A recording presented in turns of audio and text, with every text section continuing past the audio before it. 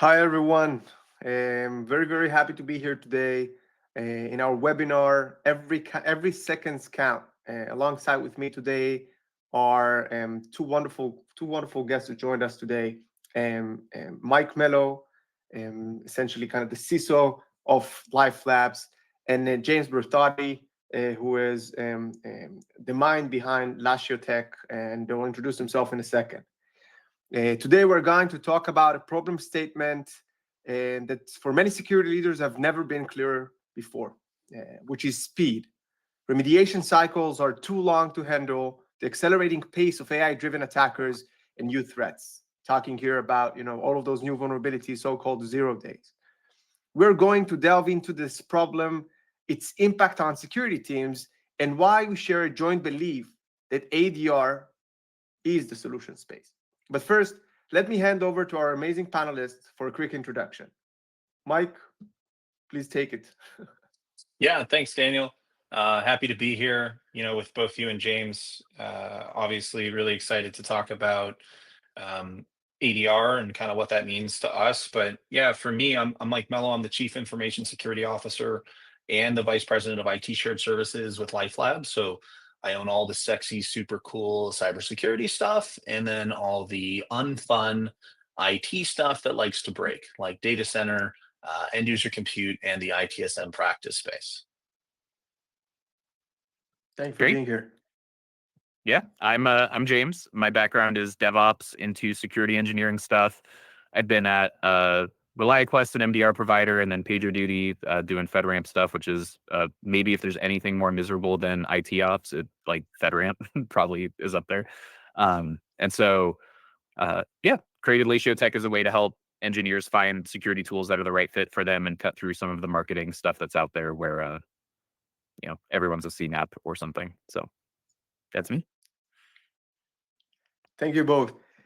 Before we start, I want to invite all of our participants to add questions in the chat. We will monitoring it throughout this conversation in order to allow you to also ask our panelists questions. But I'll take the honor first, and I actually want here to start with you, Mike. In our conversations before, you actually experienced a breach, which was quite significant. And if you can walk us through what happened, what were the challenges you faced, and what made your situation a bit more complicated, than others handling healthcare information and a lot of distributed systems and so on. Yeah, I think. Well, yeah, you're right. I've experienced breaches in the past, in the present, and probably likely in the future. So I have some battle scars, been through numerous breaches, but most prominently the 2019 Life Labs data breach in Canada. And when we really look at breaches and kind of that threat landscape, there's been a lot of focus traditionally in the spaces of EDR, NDR, looking at the assets themselves, but there's always been this lack of focus and view capability into applications. And to be honest, well, our most sensitive information and systems are applications, right? We have customer facing applications that are externally exposed. We have over 8 million customers now on our main platform portal, right, which you can access digital health record information. So a lot of sensitive information and access there. And with our previous breach, yeah, we've had issues with application security, right? And like most organizations. And when you have things that are externally facing, obviously time is of the essence, right? And it's very hard to be on top of the nuances of vulnerability management and patch management cadences for external services that are offered pretty much 24/7, right? And so we experienced a lot of challenges historically and have really been able to create a robust application security program, which now includes ADR, right? Which ultimately for us really allows my team to kind of automatically detect, investigate, and respond to these security threats in real time, right? And for us, ADR is really helping us significantly reduce the time between identifying the threat, taking action to mitigate it, and then overall kind of improving our security posture, right?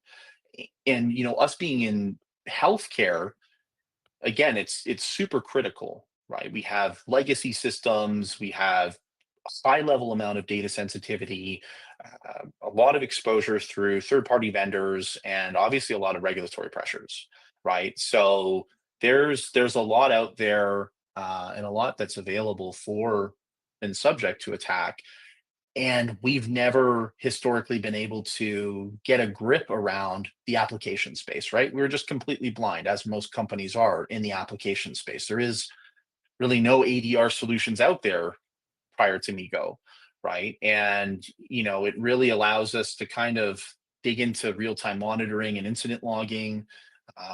We're able to kind of automate reports on what's going on, and it allows us to kind of be in the game, right? When you think of adversarial attacks, most of the time you're sitting back on your heels, kind of waiting for some sort of level of insight, right? And usually the attack happens on the application, and then it's not until you get telemetry from lateral movements into your network environment or at an EDR level. So you're already going through this sacrificial lamb ceremony of you're gonna get breached and you don't even know about it until it's beyond too late. So, we're now able to kind of enter the arena where we're ultimately seeing, hey, yeah, this is we're seeing this telemetry now, and we actually have a means to stop it before it proliferates into a larger, more material situation for us. So yeah, that's unfortunately we didn't have an ADR back in the day, but really glad that we've had one now because we have been able to identify and thwart early stage attacks in our environment, especially when you look at external facing web services that once a new vulnerability comes out or 0 day, you're immediately being scanned from different bot networks, and there's no way, no matter what your SLA is to be able to put guardrails and barriers in place or patch without an ADR. Yeah, Mike, I think first, thank you for sharing this. I think the last point you mentioned is something that we're seeing happening quite a lot with the people I'm talking to, because, a few years back, adversarial abilities like that, the ability to take and start scanning with each and every vulnerability was out there, but not as much as I would say modern days with AI kind of, introduced to more and more stacks of our attackers. And so here maybe kind of, James, I know that you're talking with many companies, advising them as part of the last year tech propositions. Do you feel that the average team today are equipped to tackle, those active threats at the pace that are being introduced today? No, I mean, definitely not. It's like there's so many layers to um, security operations never really even caught up to cloud. And I think applications is a whole nother layer of missing context, like Mike was saying, where like from my MDR days, so much of what we did was like detecting ransomware was kind of like the thing that you would really spend a lot of time on. But most of our most advanced customers that were like big retail, big healthcare spaces, like they needed something a lot better that pushed MDR to its limits because they didn't have the tools to like the gap from writing a CrowdStrike rule to creating custom developer application logs that you can create custom detection engineering around to try to detect relevant 0 days to your specific application was just like such a huge technological gap that was layers of like, you need developers, you need detection engineering. And like, if you're someone who's ran a SOC, you know that these are the most expensive people to try to hire and maintain. And it is just like an impossible task. And I think in general, people got away with it because they would think, oh, well, we're not a giant retailer. Like, hopefully nobody targets us.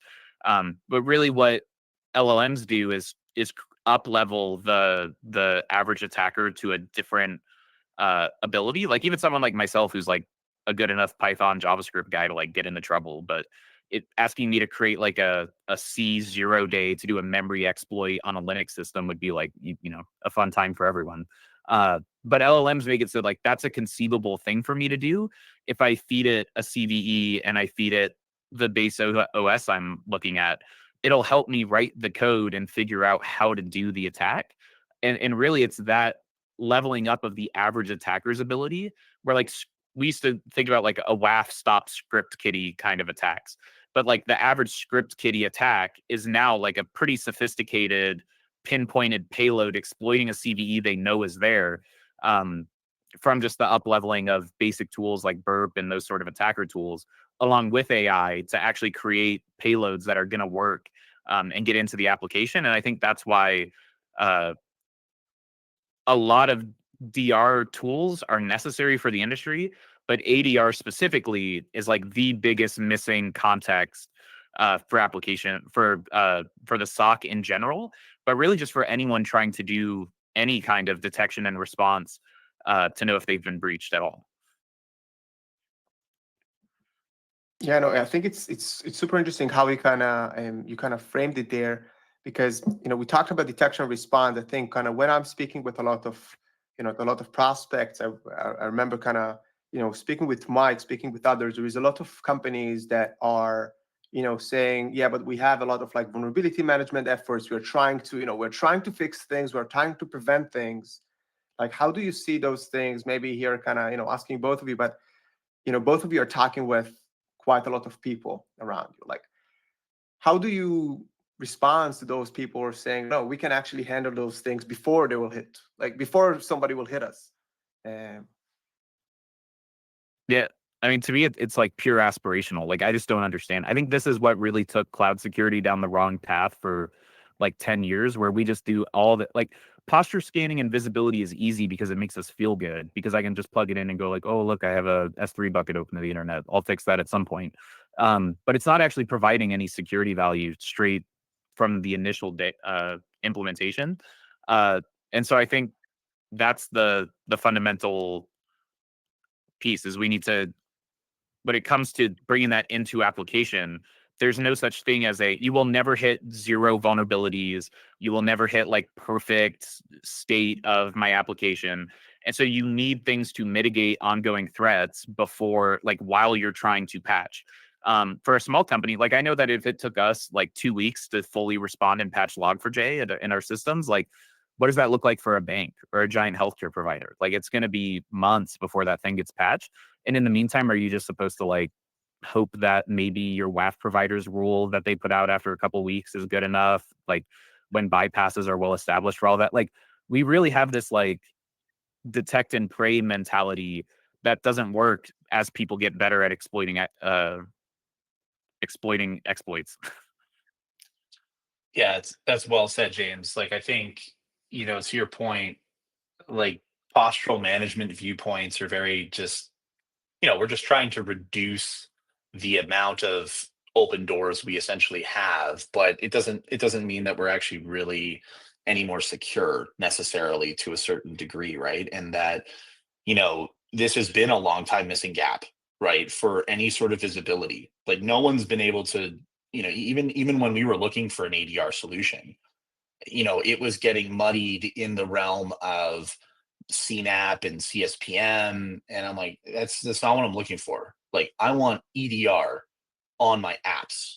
I want to be able to have my team have this like kind of contextualized information, guided forensics, threat modeling, and then the real-time capability to detect and respond to attacks on an application level, right? And there was literally nothing out there, and so it took us a while, like trying to go through this. So like it's definitely hard for like as CISOs and like security teams trying to actually get to a state of, you know, do I have the right level of visibility and threat contextualization to be able to action anything, right? But to your point, like we are in this kind of, hope and pray that our defense in depth strategy is going to make us resilient enough, or that I can rest on the laurels of EDR, right? I think far too long security teams and companies have rested on EDR being this end all be all. I'm protected, right? And while EDR is, it was an amazing advancement in security for defensive practices and ability to, qualify attacks, again, we're missing so many pieces of the puzzle. And then you started seeing NDR come in, and now we have the ability to see ADR, right? So I think we have this trifecta now where you can truly understand, like, soup to nuts, the entire attack chain on where people are coming in and potentially attacking you, and you have the ability to see that now. Yes, the thing I see all the time is that it's not as though the EDR providers are just chilling out and saying like, "Oh yeah, they're right, we don't do it." Like they will say they do it, and what's hard is that a lot of security teams I talk to like don't actually evaluate. Like they know they like CrowdStrike and Sentinel-1 on Windows, and then those companies will say like, "Oh, we do containers," and then it's like, "Oh, great, that's perfect." And like they don't even evaluate that like, "Oh, these are actually like terrible at container detections." And if you try to expand that to like application layer stuff, which like nobody practically is working on, like you're not, like, it's not going to be a good time. And so I think we really have to get beyond this like blind brand trust in whatever EDR we use as like, oh, well, we'll be fine. And actually like test the solutions we're using to figure out like, is this actually detecting the stuff I'm trying to detect? And then can I operationalize it in the way? Because that's another piece of ADR to me that's so important is like so much of the posture stuff security teams can't actually do anything about. Like we just sit, all we are is like making a ticket for someone else to go fix something. And I always hated that because I hate asking people to do something I don't know how to do myself. And if it's like a SOC, if there is a detection and I can like implement a WAF rule or I can kill a container or I can like shut down a port, like I can actually do something as a security engineer instead of just like, oh, hey, developer, like good news. You've got 2 weeks to patch this thing. But I can actually do something in the meantime that doesn't make me just like making tickets for people. Yeah, being extracted from that kind of like resolver group scenario is a struggle, right? And this is where kind of security teams are just like the beat cops of, hey, we found this, go do it, or else, right? And then, I think to your other points, right?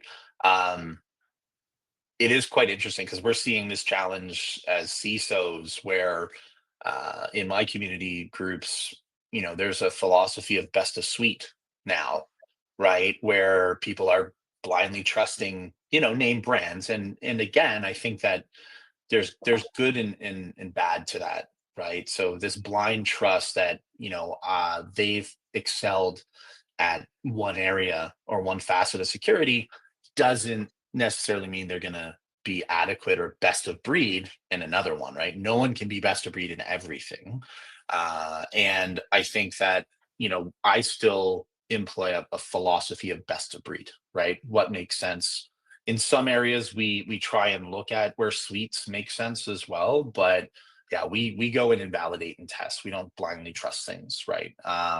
Because we can't.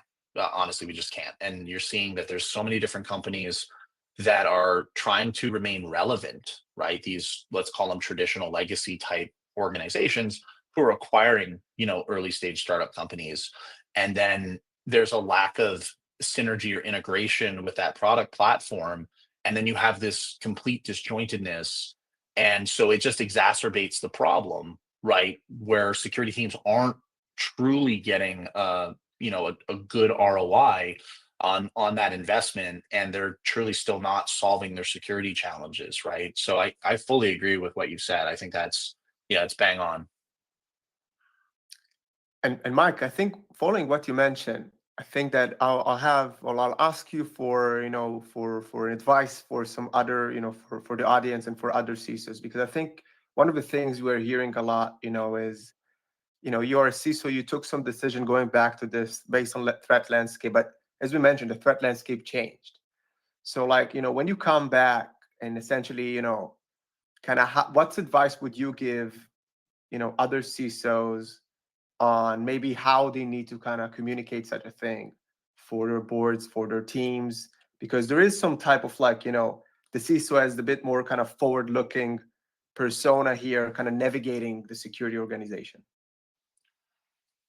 Yeah, I'd say that I end up saying this a lot, but like if you're not doing certain things as a CISO, you're kind of doing them wrong. Um, this is kind of one of those areas, right? Not having an ADR, you're kind of missing a good chunk of your almost immediate threat landscape, right?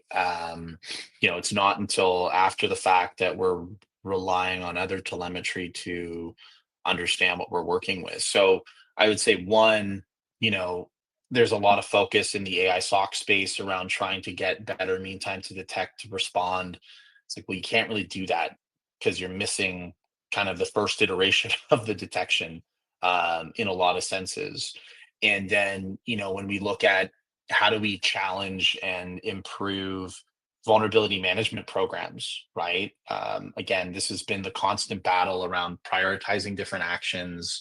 You go through this continuous threat exposure management model of vulnerability management to risk prioritization to business contextualization. But again, you're missing the application security space, right? And there's no threat detection capability. Again, you might have some of that out of like a CNAP type solution, but not every company is doing containerization, right? Not every company is forward leaning into the cloud. There's still a lot of mainstream companies, large enterprise, Fortune 500, who have a good chunk of applications and core critical crown jewel applications that are on-prem, or that couldn't, glean information from other areas and things, right? So I'd say that it's very prudent that we understand our entire threat landscape as CISOs and security professionals. And that ADR component is absolutely paramount to understanding that, and to also, give us this prioritization, like added lens to prioritization, right? Around, asset criticality, attack chain analysis. Like one of the incredible things is the attack chain analysis component, right? Like how do we threat model? How do we understand this attack coming in? And then once we have that true holistic picture, how can we, interpret the business impact? So I can now share this with our organization, with our board, with our executives, and the things that we are doing as preventative measures or resilient measures around, consideration for potential business impact for each of these different threats, right? And I think it's a good correlation because when we generally talk terms of security, it's very holistic. Like if we're protecting the organization, we're trying to cure cancer for the world, like all these different like macro level statements. When we start talking ADR and AD and like application specific like attacks, now I can coordinate that or map that into an organizational unit. And now that allows me to have a lot greater, I would say, more contextualized conversations with that business stakeholder, right? Around this is the risk in your direct segment, not as a whole organization, right? This is your direct segment, right? You're the product owner for this, particular product. Here's that threat risk landscape of what that looks like. So it helps kind of with the cultural narrative for security conversations. And again, it allows us to really promote what we're trying to do, and and also help subside some of the nuance and concern around, well, why is this a thing now, right? Like if we've needed this whole time, why is this a big, well, one, no one's really focused on it, right? Except for what we're seeing out of Migo. And then for two, it's always been one of those problems, but we've had challenges getting that type of telemetry and technology in play for us to see this information and be able to, uh, you know, have an understanding. Because again, you're not doing essentially what EDR did, right? EDR hit the market; it's the noisiest thing in the world, right? And it took a lot of grooming and large teams to try and really make something a bit more of a guided experience. And then you started seeing the proliferation of managed services around that. Whereas, when you're starting to look at what you guys are doing with in the ADR space, it's very, my team's able to just run with it, right? It is very focused and prescribable information. So it's kind of taking the best of all the worlds, right? From what the telemetry we got out of EDR, the prescriptive measures of remediation from like a postural management world. But now we're able to kind of focus this into the actual application security space.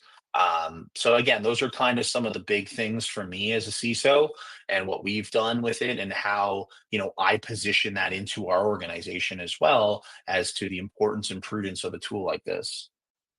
And I think to me, even as part of the, because I think ADR is important, and I try to help people understand why it's so important.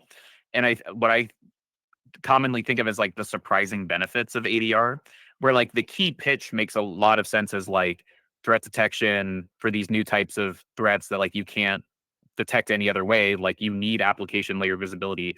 It's just raw telemetry you straight up didn't have before.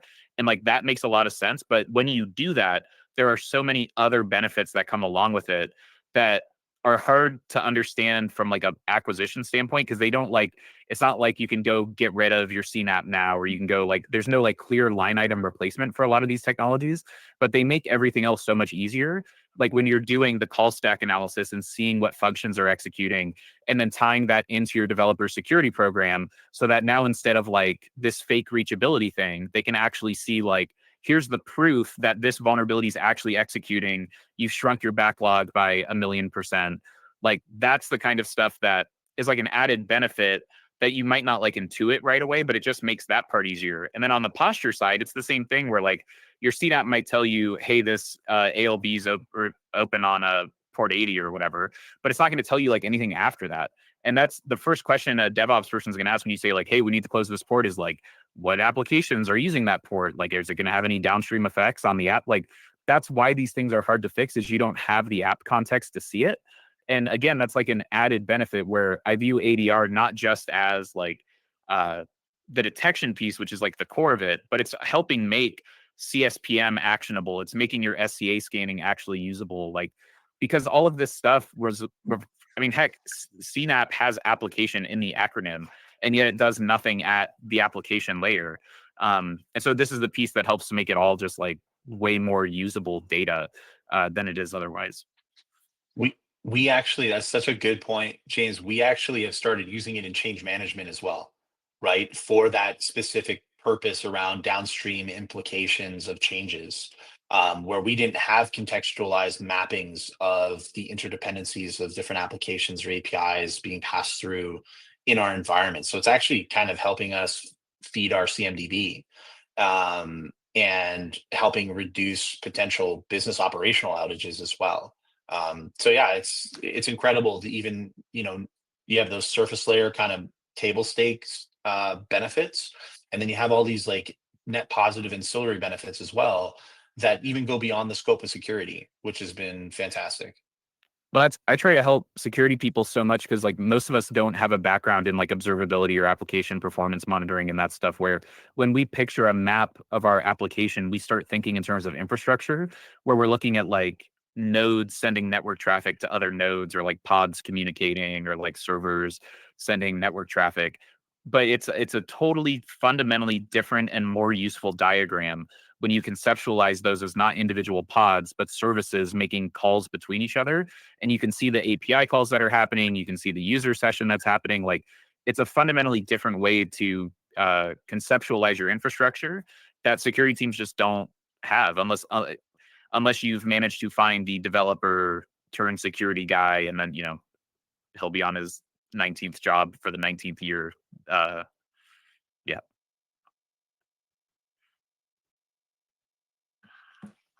Believe me, as I mentioned, I remember in our preparation, I told you guys, conversation with both of you is always interesting, because I know that you kind of trigger each other to kind of super interesting conversation. So we are at the 30 minutes. It felt like if we have 30 more minutes, we could talk about more things. But I'll ask you maybe, the last one, which we have to ask, if your final takeaway maybe from each and every one of you, and maybe like a practical advice for our audience members that will see it now, or that are seeing it now, or will see it in the future. Yeah. Mike, let's start with you. Yeah, like buy ADR. I think it's honestly, it's that simple, right? Is that it's something that we don't possess today, that we need, right? It's honestly been able to help us level up our game. When it comes to early detection, we've actually been able to thwart breaches, right? Which has been amazing because it's rare that we get to kind of be in that preventative early stage detection response stage. And so it's been a game changer for us also in narrating, the benefits and value of that to our organization, right, and to our stakeholders. So for me, visibility is key. If you can see, then you know, right? Visibility is power, and then it enables you to take action, right? So I think that without it, you're blind, and there's nothing worse than a surprise. I don't like surprises, and you can't be surprised if you have full visibility. So that's my advice. ADR is where it needs to be. That's got to be a top priority for CISOs kind of moving into 2025 here and beyond. Yeah, I think I'll more generalize it in the sense of like, I think security for a long time, we always feel comfortable starting with posture. Because I think the thing that would be in the back of our heads with ADR is like, I don't want to break the application. I don't want to cause downtime, like this freak out thing. Um, but I just think we've spent, because of that, we've lost the fact that runtime is the source of truth for the most relevant data.